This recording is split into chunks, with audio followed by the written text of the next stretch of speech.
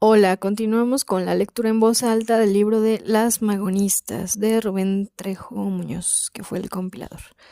El último párrafo que leímos fue el siguiente. Actualmente, uno de los aspectos con los que se pretende atacar a los feminismos es la idea equivocada de que luchar por los derechos de las mujeres implica arremeter contra los varones.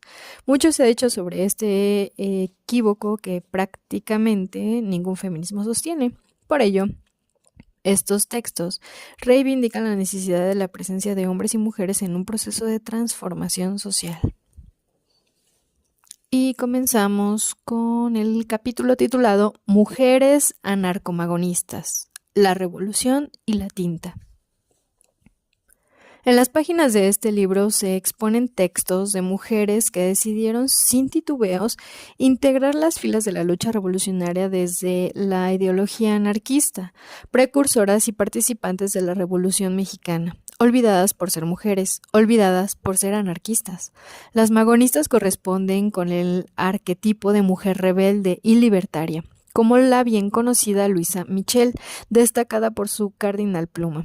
A mediados del siglo XIX, siendo maestra y ganando apenas para sobrevivir, Michelle escribía novelas, dramas, poesía y componía óperas. Estuvo preparada para vivir el ambiente intelectual del siglo de las ciencias y no solo aspiró a las disertaciones filosóficas.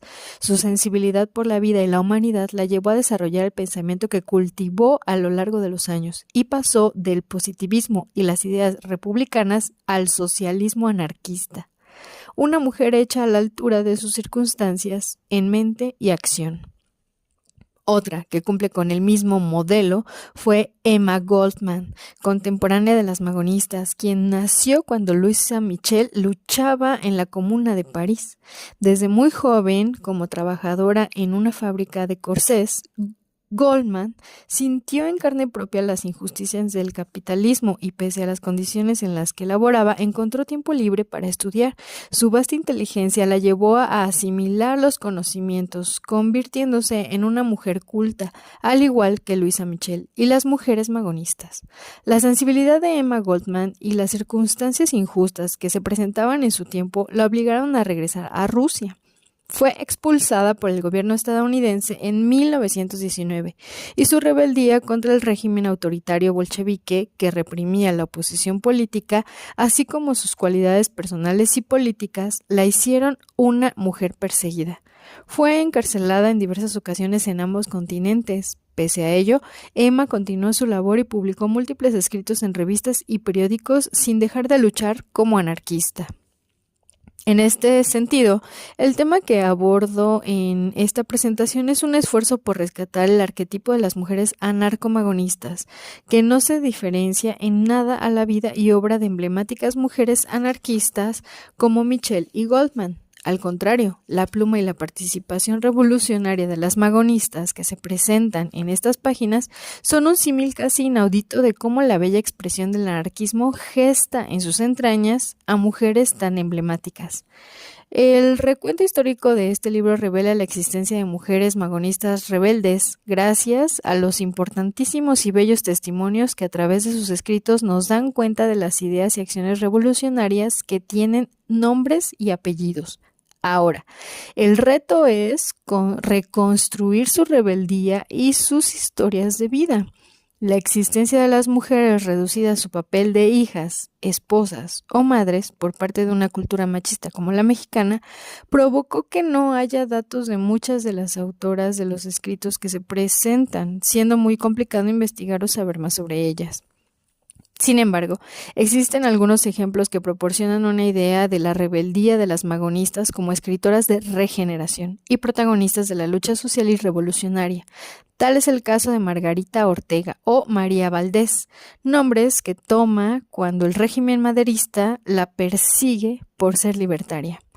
Una combatiente magonista ejemplar, quien a pesar del rechazo social y familiar que enfrentó, dejó todo lo que haría su vida más cómoda para unirse a las causas del Partido Liberal Mexicano, PLM, en 1910 y junto con su hija Rosaura militó de manera decidida realizando diversas tareas. Margarita fue asesinada por el gobierno huertista en 1913. Su ejemplo nos muestra cómo las mujeres revolucionarias de la época, y específicamente las magonistas, rompieron con el papel tradicionalmente impuesto. Se instruyen, se rebelan en sus hogares y se enfrentan a los gobiernos de la época. Se dice que por el incremento de su aparición como maestras egresadas de las escuelas normales de profesoras, desde la década de los 80 del siglo XIX, las mujeres cobran relevancia en el contexto de la Revolución Mexicana, pero lo importante es que estas compañeras precursoras de la rebeldía y la lucha social fueron parte de la expresión más bella de resistencia y rompieron con todos los paradigmas de la época. Publicaron su insubordinación con las armas y, definidas ideológica y políticamente, lucharon codo a codo con sus compañeros en las causas por la libertad. La revolución y la tinta. Siguiente capítulo. Hablar de revolución social implica identificar a multitudes rebeldes en las que participan hombres y mujeres. Ellas tienen un papel preponderante como agitadoras e instigadoras de la desobediencia contra el orden opresor, como oradoras en las azoteas o en las plazas públicas. Llaman a levantarse antes de que los hombres tomen las armas. En 1910 y desde las primeras conspiraciones a inicios del siglo XX, las mujeres asumieron una multiplicidad de gestos revolucionarios con el fin de contribuir al levantamiento y la lucha social. Así provocaban a los varones, invitándolos a sumarse, y si estos no lo hacían, se les acusaba de cobardes. Las magonistas contaban en sus filas con mujeres que de manera efusiva y con convicción formaron clubes liberales y participaron en el Partido Liberal Mexicano. Plasmaron su voz en los periódicos Regeneración, El Hijo del Aguizote, Tierra, Sagitario, entre otros. En el artículo escrito por Paula Carmona, titulado Que luchen, se enmarca su sentir. La autora hace un llamado a los mexicanos a unirse a la disputa contra Porfirio Díaz y es un ejemplo de la tendencia ideológica y la convicción de estas luchadoras. Aparece un fragmento que dice: es bueno que nosotras, las mujeres mexicanas, hablemos. Los que tienen familia deben luchar contra la opresión y la explotación para que sus hijos dejen de ser esclavos. Los que no tienen familia deberán saber que al menos el hombre debe tener dignidad para distinguirse de las bestias. Los que tienen familia deben luchar por la libertad y el bienestar de su mujer y de sus hijos, siquiera para que éstos no los maldigan por haberles dejado una herencia de esclavitud y de vergüenza. Y continúa con el llamado a las mujeres. Compañeras, madres mexicanas, empujad a vuestros maridos a la lucha. ¿No os sentís apenadas de haber unido vuestro destino al de un cobarde? ¿No sentiréis remordimientos por el hecho de que vuestros hijos van a ser esclavos porque sus padres no quisieron tomarse la molestia de romper las cadenas? Compañeras, debemos de luchar todos, hombres y mujeres. Regeneración, número 6, 8 de octubre de 1910. Son escritos de agitación que llaman a la praxis revolucionaria, como el artículo de Andrea Villarreal y Teresa Villarreal, titulado ¿Qué hacéis aquí, hombres? Volad al campo de batalla, o la colaboración de Josefina C. Garza, titulado Avanzando, en la que afirma: la revolución social provocará el cambio que curará la complicada enfermedad a la cual se había doblegado la humanidad. Id a la lucha. Dejad de pedir justicia a la infame ley. Dejad de ser los serviles humillados por la voz autoritaria del amo y el sacerdote. No impetréis la libertad de este o aquel embaucador. Sed vosotros mismos los libertarios. Avanzad como rebeldes a la realización del ideal. Regeneración número 85, 13 de abril de 1912. Igualmente manifiestan el carácter anticapitalista de la lucha de las mujeres magonistas, llamando a la desobediencia y la rebeldía, como le expresa Lucía Norman en su artículo titulado ¿A qué le teméis? Aparece un fragmento que dice: ¿a qué teméis para no rebelarte en tus derechos contra el patrón que te humilla después de servirle como máquina sumisa? ¿Contra el juez que te envía a presidio por tomar una torta de pan para mitigar el hambre de tus hijos? ¿O contra el mismo que te da un puntapié por hacer un acto de justicia en castigar a tu patrono por no pagar tu trabajo? ¿O por algún ultraje recibido a tu persona o tu familia por algún recacho o perro de la autoridad? Pero esto parece ser poco para rebelarse los mansos. La revolución armada les espanta, le temen. Pero ¿acaso no les espanta la miseria que es la infiel compañera del proletariado desde su cuna hasta su tumba? Esto apareció en Regeneración número 231 del 25 de marzo de 1916. Las agitadoras asumen su papel como mujeres, es decir, como colectivo, mientras que la historia masculina no dice nada sobre la presencia de las mujeres. No contempla la destacada labor que desempeñan en las gestas revolucionarias, porque en la mayoría de los casos no las reconocen de manera individual, heroína o caudilla, sino que las considera como miembros de un conjunto de personas inferiores e incapaces. El personaje mujer se diluye en su paso por la historia entre los ansiosamente esperados personajes de los que se puede hablar, aquellos que trascienden por sus hechos, casi siempre genios, varones audaces. En cambio, las mujeres hemos visto cómo intentan destruir todo cuanto hacemos con el pasar de los tiempos. Desde finales del siglo XVIII, la participación de las mujeres en la cosa pública comienza a notarse en la Revolución Francesa y la independencia estadounidense, donde se mostraban las contradicciones del capitalismo y de los géneros. La participación de las mujeres no solo como cuidadoras o compañeras, sino en pie de lucha, trasciende su papel histórico y afirma sus cualidades personales. Eran consideradas miembros de un conjunto antes que meras individualidades. Al respecto, en la historia de las mujeres, Duby y Perrot señalan lo siguiente. Se crea la ficción de la mujer libre, miembro de un pueblo libre, movida por interés general y que con su acción participa en la conquista de la libertad común. A la mujer libre se opone la mujer esclava, miembro de un pueblo esclavo, sin derechos, destinada únicamente al placer de los hombres, esclavos también ellos. No se trata de cambiar sexo, sino de desarrollar el abanico de sus cualidades humanas, de evolucionar en un espacio abierto a todos los individuos, mujeres de pueblo libre, pero sometidas al despotismo masculino. Vamos a leer el siguiente capítulo que se titula Definición ideológica anarquista de las mujeres magonistas. Las ideas liberales juaristas y más tarde las de las mujeres que se sumaron al magonismo crearon una amplia reflexión sobre el problema social, la intransigencia de Porfirio Díaz y la necesidad de subvertir las condiciones de esclavitud en las que vivía la mayoría del pueblo mexicano. Los escritos reunidos en esta obra muestran cómo la ruptura con el liberalismo a partir de las ideas anarquistas palpita desde el principio de la organización de los clubes liberales. Los primeros años, que van de 1900 a 1910, en la llamada Nueva Generación Liberal, las mujeres revelan en sus escritos una fuerte convicción anticlerical, antiautoritaria, anticapitalista y en contra del Estado, ideas fértiles para el desarrollo de la ideología revolucionaria, como lo registraron los editores de Regeneración, al publicar algo titulado Una comunicación del Club Liberal de Señoras y Señoritas Antonia Nava de Matehuala en San Luis Potosí.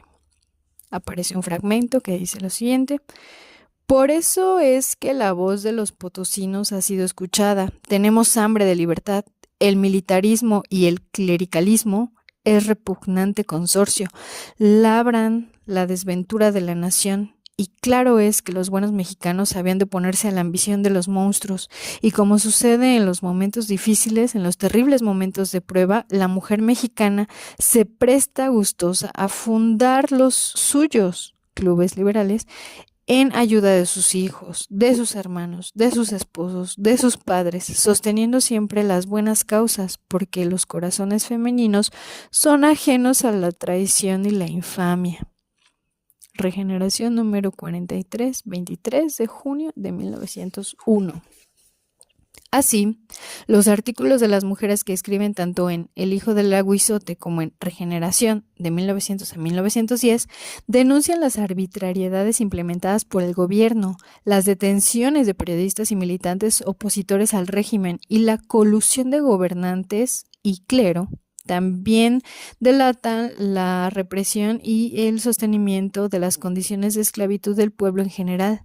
En esos artículos hacen diversos llamados al levantamiento contra todas las instituciones opresoras, llaman a organizarse y no volver a reproducir la vida heredada por sus padres.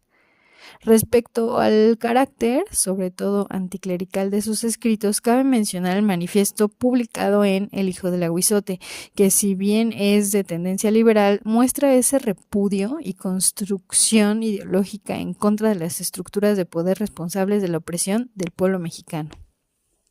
El fragmento dice: ¿hay igualdad en nuestro país? No. El capitalista, el fraile y el alto funcionario, ya sea civil o militar, no son tratados en México igual que el obrero humilde o cualquier otro miembro del pueblo, oscuro en la soledad, pero brillante en las epopeyas de la nación. Los empleados arrastran una vida de humillación y miseria. Los privilegios y los fueros en vigor nos han plagado de una clase de inútiles y viciosos, que podemos llamar los zánganos del conjunto social. El hijo del aguizote, número 840, 1 de marzo de 1903.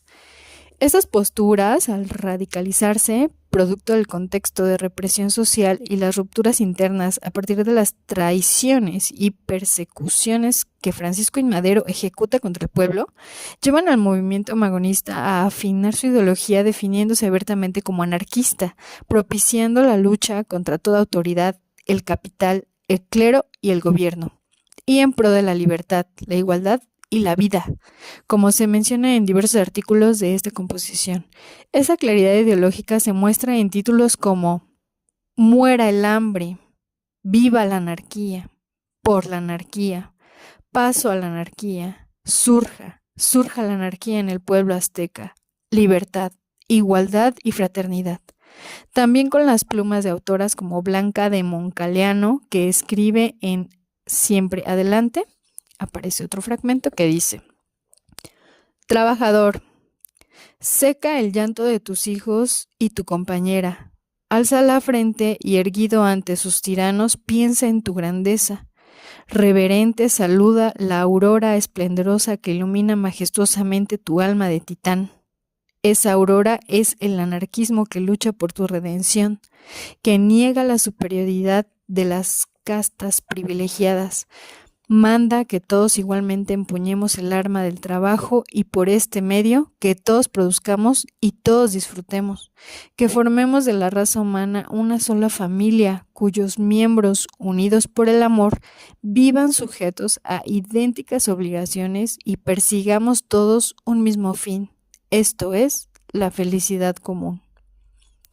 Esto apareció en la periódico Tierra, número 458, el 20 de julio de 1912. O en el escrito Hacia el porvenir, donde la misma Blanca Moncaleano señala, fragmento: ¿Cómo no ser anarquista si el anarquismo aspira a la igualdad de las clases por medio de la institución, del amor y del trabajo? ¿Cómo no ser anarquista cuando el anarquismo entraña la verdadera religión del porvenir, cuando él nos manda de corazón amar la humanidad? Mujeres, niños, ancianos, víctimas desventuradas del dolor y de la injusticia social, preguntad dentro de vuestra conciencia dónde está la religión y pensad si debéis o no acogeros con decisión bajo los santos pliegues de la redentora bandera del anarquismo, que luce como lema estas tres sagradas palabras: libertad, igualdad y fraternidad.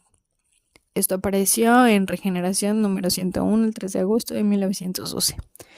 Por otro lado, Luisa B. Rincón, en Los abusos de la Iglesia, afirma lo siguiente. Va un fragmento. Trabajadores, No vayáis a engordar a esa caterva de monstruos de sotana. Lo que debéis hacer es rebelaros contra las injusticias del capital, gobierno y clero, y hacer todo lo que podáis para vuestra emancipación, la de vuestros hijos y la de la humanidad entera. Regeneración número 118, el 30 de noviembre de 1912. Asimismo, Lucian Norman asevera en Paso a la anarquía. Fragmento. La multitud decía que todo eso era imposible, como ahora, cuando oye la palabra anarquía, cree que es imposible vivir sin llevar en los ojos la verdad del temor de Dios. Considera absurdo poder vivir sin que haya alguien que la arroje al verdadero infierno, las prisiones, y sin quien le exprima sangre, lágrimas y sudor para arrancarle la riqueza. La anarquía lucha contra los tres monstruos, autoridad, capital y clero, como los tres enemigos del pobre pueblo, pero éste, en su ignorancia, la condena. Razón tuvo el filósofo al decir que el enemigo más grande de la humanidad es la ignorancia. Regeneración número 225, el 12 de febrero de 1916. Hasta aquí le dejamos. El siguiente capítulo se titula El anarcofeminismo magonista. Vamos en la página 36, son poquitas, estoy haciendo todavía los videos cortos. Acepto comentarios y bueno, eso sería todo por el momento. Gracias por escuchar. Les quiero. Saludos.